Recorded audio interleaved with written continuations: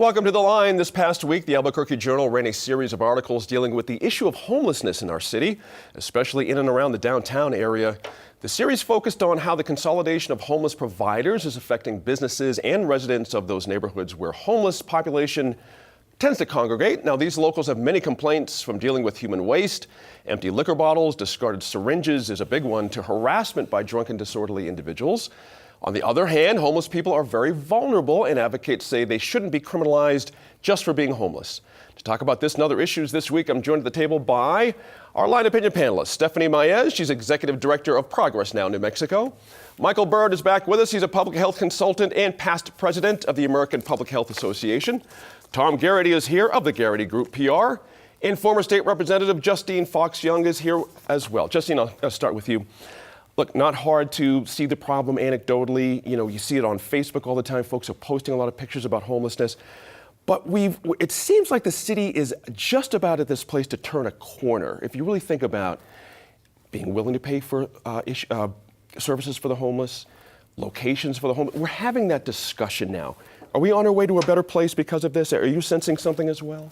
I hope so. I mean, I think the series that the Journal did was very good. Yep, and it was it's good terrific. to have an in-depth look and get some data on the table. It's not only the city. I think the county's coming to the table too. And I think people are starting to recognize that we have the homeless population here is larger than maybe we've acknowledged or known, maybe larger than the current estimates, and not uniform. I mean, these are people who have various different needs for different services. People, some of whom don't want temporary housing, some who do, different mental health needs, all kinds of different needs for services. And so, I mean, one of the things that I really liked, one of the ideas and proposals that I think shows some promise is the county's proposal for vouchers for transitional housing, and trying to identify people right off the top who may really benefit from immediate services and may be able to change their lives dramatically. And so that's one little piece, but I kind of like that approach. I hope that the mayor's office will look at that too. He is. They are, I should say. But yeah, the voucher thing is getting traction for sure. Yeah. And I don't know what kind of success the vouchers have had in other jurisdictions, but I like that kind of approach. Let's see who's maybe ripe, who really wants to move into transitional housing and can move out. That's right. That's right. Michael, it's a process, isn't it? Because Justine makes a good point. No, everyone's not going to be in lockstep if you're homeless saying, oh, this is now open, we're all going to go over here. It's a very difficult thing to serve a population where mental illness is the big overriding factor, isn't it? So is it a chicken and egg situation? Do we need the services first? Do we need, what's your sense of it? Well, I think the city has been in denial for quite some time now. Yeah. And now we've moved beyond that and recognized and acknowledged that there is an issue and there is a problem. So the next question, obviously, is what are we going to do? And one size does not fit all, because you have a varied population. But I think the research that comes out of public health and a number of studies that have been done is that it's clear that housing is one of the essential key elements to addressing homelessness. And so I think that's a good step.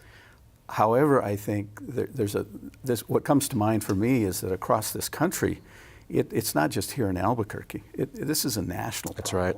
That's right. And until there's national policy addressing it, which looks at economics, looks at the federal and national and state policy that's being developed to address this, to education, to really a holistic or more of a social determinant sort of model and approach, we're continuing to pick people out of the river when we need to go upstream and really find out and address the issue in a preventive, positive manner versus just all cities now are confronted by this. That's right. It didn't just evolve overnight. That's It's right. not going to be resolved overnight. That's right. But there needs to be some movement, not only in Albuquerque, but on a national level. Couldn't agree more. If anyone's traveled, I mean, I've been to LA, Denver, all the cities I've been to have had enormous homeless problems. Every city I've been to. Tom,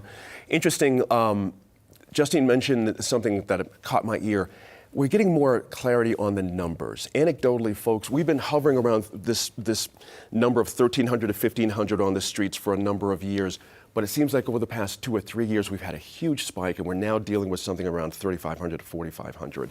Is that a better way to go? Just get real with the number first. Well, yeah, and just get after part it. of it, there's a multi-part, approach to it. One is knowing who your population is. What is the population that you are trying to address as far as demographics and geographics, but you only really know that if you have the numbers. So, I think that, identifying the type of scope that we're looking at is very important. I do want to give a shout out to Rick Nathanson, the journalist who wrote the series that we all kind of reviewed for this particular thing. He studied this particular issue for 6 months and had more than 600 inches of notes on this particular thing. And when talking to him about this particular issue, he mentioned, the two things that are constants throughout the coverage. One thing Michael mentioned was the housing.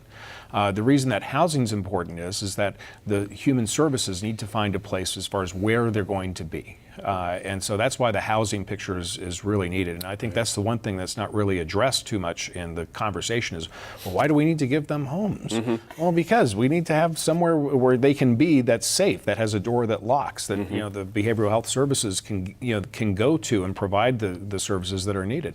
The other is that you have about 80% of the folks who are identified as being homeless have some type of mental health issue. And of that, they're also dealing with a lot of addictive issues as well. So it's a complex issue, but I think that identifying that number, as you mentioned, is key. The second is finding a place where the homeless can actually have a home, right? Or at least a residence where they can actually get the services that they need. That's right. Steph, part of this is a willingness of the entire community to pitch in, so to speak. We all understand NIMBYism. We all get NIMBYism. I have my own version. We all have our own version. But we all have to bend here a little bit, don't we, if we're going to solve this? No, and I completely agree with what Michael said. I think we need to take a holistic approach. Homelessness is really a symptom of something greater. Right. And so if we can look at state level policy, national policy, and really, I think it's great that we have more data, and I think it's great that we're analyzing the data and really using it to inform policy decisions and strategy for engagement. At the same time, I think I caution that we don't get this analysis of paralysis of analysis, as they call it. That we have a dual approach where we're looking at things like the housing vouchers, which, like Justine, I find very exciting. That we're looking at the West Side, one-stop shop as a potential option. Let's talk about that. It's an interesting idea, isn't it? It is an interesting idea. I think it really is. But I do want to touch on real quickly your point about all different stakeholders in the community coming together, because you do see, a little bit of tension between the service providers and then the neighborhood associations. And so what I'm really feeling optimistic about is that folks are coming to the table and having conversations about what the solutions can be, because it is such a huge problem that's impacting all of us across the city. Right. So that's right. I think that's a really important point, and I was glad to see that was lifted up too in the articles. Absolutely. One of the things, Justine, that was reported, there was a delegation from Albuquerque went to San Antonio, looked at a huge sprawling situation out there, 22 acres, but the important part is there's 30 different services out there for the homeless. And so we have a group here, I lost my place, the GABA, the Greater Albuquerque Business Alliance, brand new. They're suggesting establishing a campus about 10 miles west of Albuquerque on vacant land near where the MDC Center is in the West Side Winter Shelter are located. That's an interesting idea, but for some people there's a little bit of pushback. In fact, you can't sequester people literally and keep them removed from society long. That's just not going to work. Yeah. What did you make of that idea? We're going to establish a homeless reservation on the west side of Albuquerque. I mean, I'm not an expert in this area, and I think we do need to talk to people who've seen successes in other places. I'm very skeptical of that idea. We have a problem with proximity of services to the downtown, and this has been an ongoing problem. I think when Marty Chavez came into office, you need to have stuff close to transportation, but if you put the soup kitchen right next to new downtown restaurants, and people are relieving themselves in front of restaurants with $25 plate entrees, it doesn't work. You have discordant uses. But I don't think that we can, not only is this a population that is not uniform, like any population, but I think the homeless, if I can generalize, are going to be very unlikely to want to move out of town and be housed together. Right. You've got Or even criminal- right next to the MDC. I mean, Right, that just right. criminalizes Criminalizes it homelessness. further, yeah. You know? Yeah, Right. further, It's a which is a problem. difficulty. Yeah. So I do think that point. services, we've got this corridor where services are really in conflict with residential areas and growth business downtown. And we need to, this is a urban planning issue. We That's need right. to That's we need to right. figure out a better place to The have near this- North Valley, Wells Park, they have legitimate gripes about when you move a service in, we all want those services where they can be, but there has to be a different kind of effort now around for those neighborhoods. And it's a health and safety issue. That's right. Now, it's That's right. become a really serious issue, but it's Exactly. not going to work 10 miles outside. That's right. Oh, go ahead. I was going to say, that's why I feel like the housing voucher proposal is such a really exciting one, because subsidized housing can be, integrated within neighborhoods across the city. That's It's right. not That's like right. we're just isolating one population into one.